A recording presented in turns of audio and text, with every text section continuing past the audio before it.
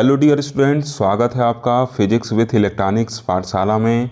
आज के इस लेक्चर में हम लोग स्टैटिस्टिकल मैकेनिक्स के यूनिट 4 का जो स्टैटिस्टिकल मैकेनिक्स का लास्ट यूनिट है, ठीक, तो मैं ऐसे भी कह सकता हूँ कि आज के इस लेक्चर में हम लोग स्टैटिस्टिकल मैकेनिक्स के लास्ट यूनिट का जो application of statistical distribution law करके आपके सिलेबस में मेंशन है, उसका कुछ इंपॉर्टेंट एमसीक्यू देखेंगे। ठीक, ये जो application of statistical distribution law है, इसके एमसीक्यू का ये फर्स्ट वीडियो है, इस वजह से मैं ऊपर यहाँ पार्ट फर्स्ट लिखा हूँ। ठीक, आगे फिर जब इस चैप्टर के ऊपर मैं एमसीक्यू प्रोवाइड करूँगा तो उसको पार्ट सेकंड या पार्ट थर्ड ऐसे आगे लिखते हुए चला जाऊँगा। ठीक, दूसरी वीडियो पार्ट सेकंड, तीसरा वीडियो अगर पार्ट थर्ड, ठीक, ऐसे लिखते हुए चल जाऊँगा। ठीक, देखिए पार्ट बोल देता हूँ या तो जो एमसीक्यू रहता है उस पर लिख देता हूँ। क्यों ऐसा करता हूँ? क्योंकि देखिए, अगर मान लीजिए आप मेरे चैनल से जुड़े नहीं हैं, ठीक, आप क्या किए, यूट्यूब पे सर्च किए कि हम स्टैटिस्टिकल मैकेनिक्स के यूनिट 4 का एमसीक्यू चाहिए, ठीक, तो अगर मैं पार्ट 1 नहीं मेंशन किया रहूँगा तो हो सकता है आप किसी एक पार्ट का वीडियो देख लें। अब पार्ट उसमें लिखा नहीं है, मान लीजिए यही वीडियो मैं क्या पार्ट नहीं लिख के नहीं डाला हूँ, ठीक, आपने सर्च किया, आप पढ़ लिए इस वीडियो के क्वेश्चन को, ठीक, अब अगर पार्ट नहीं लिखा हूँ तो आपके मन में यही रहेगा कि बस यही क्या है, क्वेश्चन है इस यूनिट 4 के ऊपर, ठीक, तो आप वही पढ़ के छोड़ देंगे। लेकिन अगर पार्ट लिखा हुआ या पार्ट में बोल दे रहा हूँ वीडियो की स्टार्टिंग में, तो इससे आपको तुरंत पता लग जाएगा कि अभी इस चैप्टर पर इसके अलावा भी वीडियो हैं, तो उससे आप ज़्यादा से ज़्यादा क्वेश्चन अटेम्प्ट कर लेंगे। ठीक, तो इस वजह से मैं पार्ट वगैरह स्पष्ट रूप से आपको क्लियर कर देता हूँ। ओके, तो अब देखिए पहला क्वेश्चन क्या कर रहा है। जो फर्स्ट क्वेश्चन आपको स्क्रीन पर दिख रहा है, कह रहा है कि Fermi energy gives the value of energy in Fermi-Dirac system up to which all the energy state are। ठीक, तो देखिए जब चौथा चैप्टर पढ़ाया था तो बताया था कि फर्मी साहब ने बताया था कि मेटल के अंदर, या मान लीजिए कोई मेटल का ब्लॉक है, इसके अंदर 0 केल्विन पर एक ऐसा एनर्जी लेवल होता है जहां तक हर एक एनर्जी लेवल क्या होते हैं, कम्पिटिटिव फील्ड होते हैं, और इस एनर्जी लेवल को जहां तक हर एक एनर्जी लेवल क्या है, कम्पिटिटिव फील्ड है, उसी को फर्मी लेवल कहते हैं। तो क्वेश्चन से देखिए क्या क्लियर है कि Fermi energy gives the value of energy in Fermi Dirac system up to which all the energy state are occupied. हर एक एनर्जी स्टेट क्या होंगे, फर्मियान से क्या होंगे, भरे रहेंगे। ठीक, और एक एनर्जी स्टेट पर एक ही फर्मियान जाएंगे क्योंकि वो पाली एक्सक्लूजन प्रिंसिपल को फॉलो करेंगे। ठीक, और इस ईएफ के ऊपर क्या होता है, पूरे के पूरे जो एनर्जी लेवल्स होते हैं 0 केल्विन पे, वो क्या होते हैं, इम्पटी होते हैं। ओके, तो ये मैं चौथे चैप्टर के डिटेल में पढ़ाया था। ठीक ना। अब देखिए सेकेंड नंबर क्वेश्चन कर रहा है कि which gas at absolute 0 possess energy and exert pressure.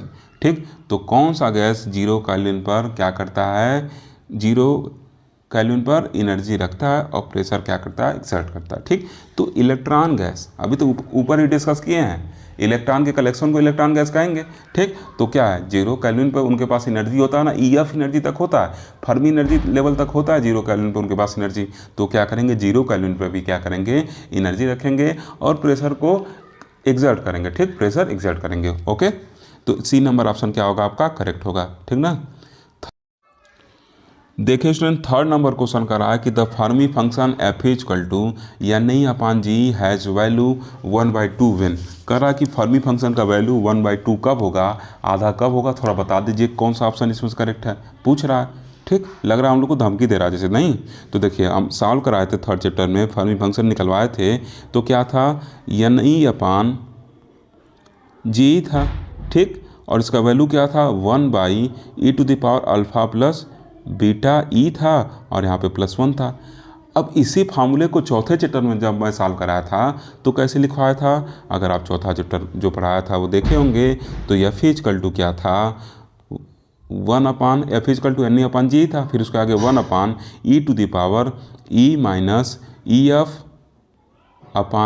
था, और साथ में नीचे क्या था, इसके +1 था। ठीक, ऐसे कुछ था। अब देखिए कह रहा है कि फर्मी फंक्शन मतलब एफ का वैल्यू हाफ कब होगा। तो देखिए एफ का वैल्यू हाफ कब होगा, जब ये पूरा लिखा गया टर्म जो नीचे है, कलर चेंज करने दीजिए तब मज़ा आएगा। ठीक, ये जो नीचे लिखा गया पूरा वैल्यू है, ये क्या हो जाए, 1 हो जाए, और फिर उसमें 1 को जोड़ दें, और ऊपर 1 बैठा हुआ है तो 1/1/2 हो जाएगा। ठीक, इतना चीज़ के लिए। अब इसको 1 किया कैसे जाएगा, तो देखिए अगर E इक्वल टू हम EF कर देते हैं तो ऊपर वाला वैल्यू पूरा लड्डू हो गया, और नीचे का वैल्यू कुछ भी रहे, चाहे टेम्परेचर 1 केल्विन रहे, चाहे क्या रहे, कोई भी रहे, 2 केल्विन रहे, कुछ भी रहे, के का वैल्यू तो फिक्स है। ठीक, तो इसका मतलब नीचे टेम्परेचर का कुछ भी वैल्यू रहा, जीरो नहीं होना चाहिए। अगर जीरो होगा तो ऊपर 0/0 हो जाएगा, क्योंकि E equal to E F जब लेंगे तो ऊपर 0 हो जाएगा, और नीचे टी इक्वल टू 0 है ना, नीचे भी 0 हो जाएगा, तो ये क्या हो जाएगा, डिफाइन नहीं हो पाएगा। ठीक, तो इस वजह से नीचे का जो टी का वैल्यू है वो हम क्या करें, कुछ भी लें, जीरो के अलावा 1 केल्विन, 2 केल्विन, 3 केल्विन, 100 केल्विन, कुछ भी ले सकते हैं। ठीक, अगर ई इक्वल टू क्या हो, ई एफ के बराबर हो, और नीचे टी का वैल्यू 0 के अलावा कुछ भी हो, तो उस टाइम पे जो एफ ई का वैल्यू होता है वो हाफ के बराबर होता है। आप बात समझ गए होंगे। ई के पावर 0 अपन नीचे कुछ भी लिखा हुआ है तो क्या होगा, 0 ही होगा, तो ई के पावर लड्डू हो गया, और साथ में +1 है, तो ई के पावर लड्डू क्या देगा, 1 दे देगा, तो 1 + 1, और ऊपर 1 है तो 1/2 हो गया। वही तो पूछा है। अब ऑप्शन देखिए। ठीक, ऑप्शन देखिए क्या लिखा हुआ है। ऑप्शन कह रहा है कि E is less than E F, नहीं, निकलो तुम किनारे। दूसरा कह रहा है is equal to E F at absolute 0, ये भी नहीं। बताया ना अभी, टी अगर 0 हुआ तो ऊपर क्या है, ई माइनस ई एफ, ऊपर 0 नीचे भी 0। अगर ऐसे हो गया कंडीशन तब तो मामला फंस जाएगा, तो नीचे टी को 0 नहीं करना है भाई साहब।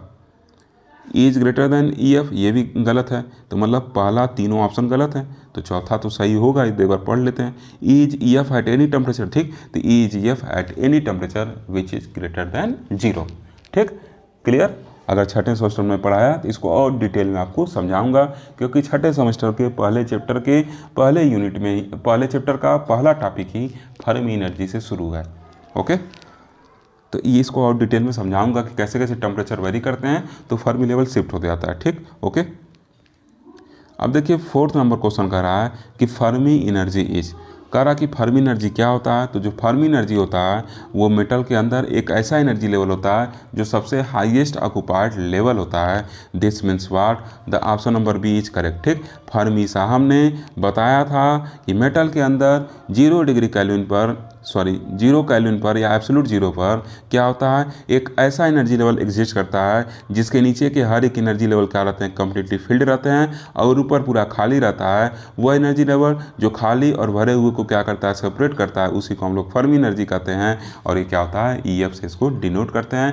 किसी किसी बुक में यू ई एफ से डिनोट करते हैं, किसी किसी बुक में एप्सिलॉन एफ से डिनोट करते हैं। ठीक ठीक, और यहाँ पे आगे 0 भी लगा रहा था बताने के लिए कि जो ई एफ है ये क्या है, टी इक्वल टू 0 केल्विन पे है। ठीक, तो इससे आपको कंफ्यूज नहीं होना है। क्लियर ना, तो बी नंबर ऑप्शन क्या होगा, करेक्ट होगा। ठीक, अब बहुत डिटेल में नहीं जाऊँगा, ना वीडियो काफ़ी लंबा हो जाता है तो मज़ा नहीं आता है फिर, नहीं, क्योंकि आप व्यस्त आदमी, आपके पास टाइम है नहीं आप लोग पास पढ़ने के लिए, तो एग्ज़ाम आए किसी तरीके से पढ़ ले रहे हैं, क्यों। अब देखिए 5वां नंबर क्वेश्चन, ये चौथे पता चल गया ना, बी नंबर ऑप्शन क्या होगा, करेक्ट होगा। ओके, 5वां नंबर क्वेश्चन देखिए क्या है। 5वां नंबर क्वेश्चन कह रहा है कि Planck's radiation law can be derived by using, किसको यूज करके हम लोग डिराइव किए थे, बोस आइंस्टीन स्टैटिक्स को। जो बोस आइंस्टीन स्टैटिक्स जो कि भाग जा रहा है क्वेश्चन ही लॉक कर दिए। अब देखिए बोस अब नहीं भाग पाएगा। बोस आइंस्टीन स्टैटिक्स को क्या किए थे हम लोग, यूज़ करके प्लैंक्स रेडिएशन लॉ को क्या किए थे, डिराइव किए थे। कैसे डिराइव होगा इसका पूरा प्रूफ मैं चौथे चैप्टर में आपको पढ़वाया हूँ, करवाया हूँ। ओके, तो सी नंबर ऑप्शन क्या होगा, करेक्ट होगा। हर साल मैं आपको रिटन एग्जामिनेशन के पॉइंट ऑफ व्यू से नहीं पढ़ाता था, बस ऑफलाइन बैच में पढ़ाता था। तो कहता था कि ये क्लास में पढ़ाया गया, तो जो बच्चे MCQ करते थे और ऑफलाइन मुझसे नहीं पढ़े रहते थे ऑफलाइन बैच में, वो कहते थे सर कहाँ पढ़ाएं, तो इस बार तो सब कुछ मैं ऑनलाइन पढ़ाया हूँ, तो इस बार आप नहीं कह सकते कि कहाँ पढ़ाएं। ठीक, इस बार तो मैं सबूत के साथ आपके सामने क्वेश्चन लाऊंगा, अगर आप कह देंगे नहीं पढ़ाएं तो। अब देखिए 6 नंबर क्वेश्चन कर रहा है कि द डुप्लिसिटी और degeneracy of each quantum state for photon हो गया चाहे इलेक्ट्रॉन हो गया, इन सब के लिए क्या होता है, 2 होता है। और इसी वजह से हम लोग क्या किए थे, 2 से उसमें मल्टीप्लाई करते थे या उसको डबल करते थे। अगर आप देखे होंगे फोटॉन गैस वगैरह जब मैं पढ़ा रहा था तो जो आ रहा था जी का वैल्यू उसको डबल करके लिखा जा रहा था। ठीक, ये सब वीडियो के डिटेल में बता चुका हूँ। ओके, क्योंकि क्या होता है, डबल पोलराइजेशन उसका होता है, इसका किसका, फोटॉन का। ठीक, ऐसे इलेक्ट्रॉन गैस में हम लोग स्पिन डिजेनरेसी फैक्टर लिए थे, ऐसे लिखे थे ना, GS is equal to 2s+1, spin क्या होता है, हाफ होता है। ठीक, तो ये क्या हो जाएगा, GS वैल्यू 2, इसी से हम लोग क्या करते हैं, मल्टीप्लाई कर देते हैं। बच्चों का एग्जाम्पल लेके भी आपको समझाया था। ठीक, तो देखिए अगर आप वीडियो देखे रहेंगे तो MCQ अच्छे से करेंगे। ठीक, मैं बार बार कहता हूँ वीडियो देखे रहेंगे तो आपको गुस्सा भी आता होगा कि बात रट रहे हैं, लेकिन ये बात जो मैं रटता हूँ आपके फायदे के लिए रटता हूँ। ठीक, आप चाहे गुस्सा हो चाहे कुछ हो, लेकिन मैं तो रटता रहूँगा जो आपके लिए फ़ायदेमंद होगा वो चीज़।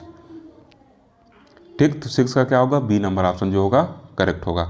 ओके, अब देखिए 7 नंबर क्वेश्चन कर रहा है कि the probability of finding an electron with its energy equal to its Fermi energy at any temperature h।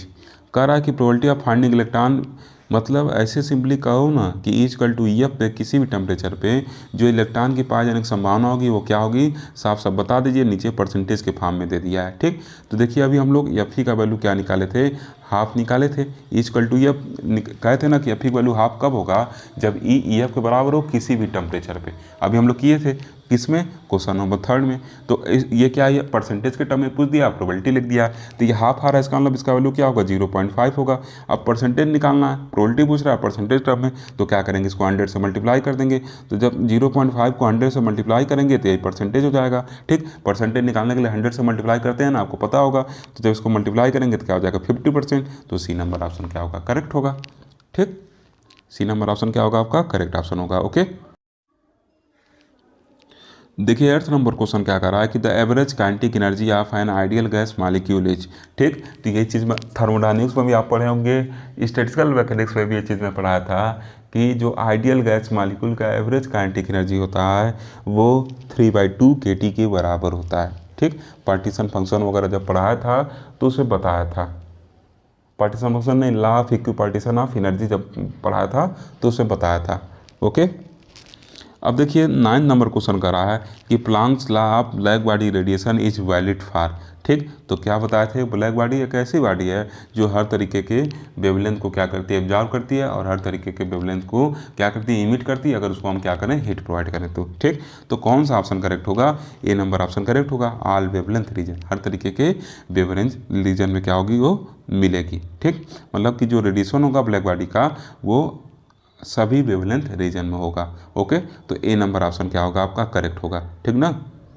10 number question देखिए कर रहा है कि the Fermi temperature of fermionic system is defined as T F equal to, ये देखिए मैं नहीं पढ़ा था, ईमानदारी से एक्सेप्ट कर रहा हूँ उसको। टी एफ इक्वल टू क्या होता है, जो फर्मी टेम्परेचर होता है टी एफ वो किसके बराबर होता है, Fermi energy at absolute zero, जिसको हम लोग ई एफ जीरो से भी लिखते हैं, अपान बोल्ट्जमैन कांस्टेंट के क्या होता है, बराबर होता है। तो जो सी नंबर ऑप्शन होगा वो क्या होगा, करेक्ट होगा। ओके, सी नंबर ऑप्शन क्या होगा, करेक्ट होगा। ठीक, तो देखिए डी गलती से लिखा गया है, इसको आप सी कर लीजिएगा।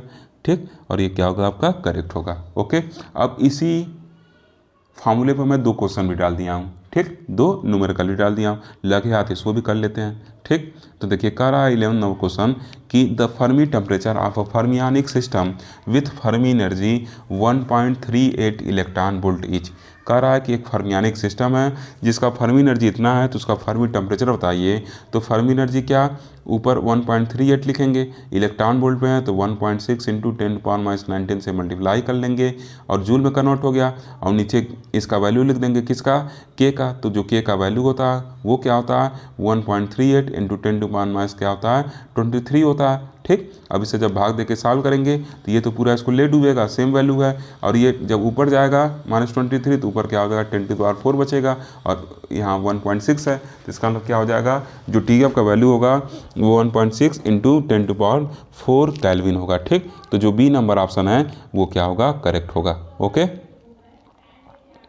अब देखिए 12 नंबर क्वेश्चन करा है, ये भी उसी फार्मूले पे। ठीक, 12 नंबर क्वेश्चन करा कि इन sodium the Fermi energy is 3.1 electron volt, what is the Fermi temperature. ठीक, तो क्या करिएगा, 3.1 electron volt into 1.6 into 10⁻19 joule कर लीजिएगा। ठीक, जूल में कन्वर्ट कर लिए, 19 रहेगा। ओके, अब नीचे क्या करिएगा, इसके के वैल्यू से भाग दीजिएगा तो फर्मी टेम्परेचर निकल जाएगा, 1.38 इंटू 10⁻23।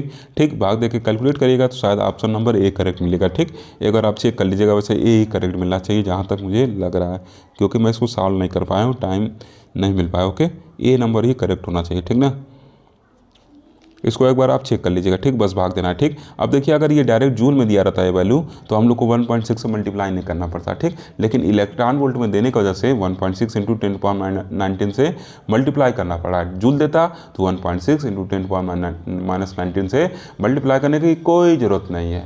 ओके, डायरेक्ट उठाइए, भाग दीजिए, निकल लीजिए। ठीक, अब देखिए 13वां क्वेश्चन कर रहा है कि the Fermi particular free electron in metal, A number option correct होगा। ठीक, अगर आपका थ्योरी क्लियर है तो एमसीक्यू एकदम क्लियर रहेगा, नहीं क्लियर है थ्योरी में फंसे हुए हैं तो एमसीक्यू याद करेंगे, और याद करेंगे थोड़ा सा बदलेगा एग्जाम में तो फिर फंसना निश्चित है। तुक्का नहीं सही हुआ तो जो गोला आप भरे हैं ऐसे मार्कशीट में छोटा छोटा, वही क्या होगा रिजल्ट में खाली होके आ जाएगा। ठीक, अब देखिए 14वां क्वेश्चन क्या कर रहा है। 14वां क्वेश्चन कर रहा है कि the probability of finding the electron with energy equal to the Fermi energy in a metal at any temperature is half होता है। ठीक, इस क्वेश्चन को 2-3 फॉर्मेट से मैं करवा दिया। प्रोबेबिलिटी के टर्म में एक हाफ लिख के बता दिया कि कब मिलेगा, और दूसरा एक डायरेक्ट लिखा हूँ एट एनी टेम्परेचर और पूछ दिया हूँ क्या होगा, हाफ हो जाएगा। ठीक, तो तीनों फॉर्मेट में क्वेश्चन करा दिया हूँ। ओके, अब देखिए 15वां क्वेश्चन करा कि the probability that a state which is 0.2 electron volt above the Fermi energy in metal at 700 kelvin H. ठीक, कह रहा है कि 700 केल्विन पर ठीक एक एनर्जी स्टेट है जिसका वैल्यू क्या है, एक एनर्जी स्टेट है जो 0.2 इलेक्ट्रॉन वोल्ट क्या ऊपर है फर्मी एनर्जी से, तो वहाँ पे क्या प्रोबेबिलिटी होगी। ठीक, तो देखिए क्या करिएगा, जो फार्मूला है क्या 1/e⁻⁸ बाई KT + 1 है। ठीक, अब ध्यान से सुनते आइए क्या मैं बता रहा हूँ। कह रहा है कि 0.2 इलेक्ट्रॉन वोल्ट क्या EF से बड़ा, मतलब इन दोनों का जो डिफरेंस होगा वो 0.2 इलेक्ट्रॉन वोल्ट होगा। इतना चीज़ क्लियर। इसमें 1.6 × 10⁻19 से मल्टीप्लाई कर लीजिएगा। ठीक, अब नीचे K के वैल्यू को 1.38 × 10⁻23 रखिएगा। ठीक, T के वैल्यू को 700 रख दीजिएगा। अब E के वैल्यू को सॉल्व करिएगा, उसमें एक जोड़िएगा, जोड़ेंगे जो वैल्यू आएगा उस वैल्यू से 1 में भाग दीजिएगा ऊपर वाले 1 में। ठीक, जो आप भाग देंगे तो आंसर जो होगा, इसको तो मैं सॉल्व किया हूँ 0.0352 करके आएगा, ऐसे कुछ करके आएगा। ठीक, अब क्या पूछा, परसेंटेज के टर्म में आंसर है, तो इसमें क्या करेंगे 100 से मल्टीप्लाई कर देंगे। तो जब इसमें 100 से मल्टीप्लाई करेंगे तो क्या हो जाएगा 3.52 करके आएगा। ठीक, मतलब आप आंसर अगर मैच करेंगे 3.5% आएगा। ओके, तो जैसे बताया हूँ वैसे आप कोशिश करिएगा, डेफिनेटली आपका आंसर ज़रूर आएगा अगर आप कैलकुलेशन सही करेंगे तो। कैलकुलेशन सही नहीं करेंगे तो फिर आंसर नहीं सही आने वाला है।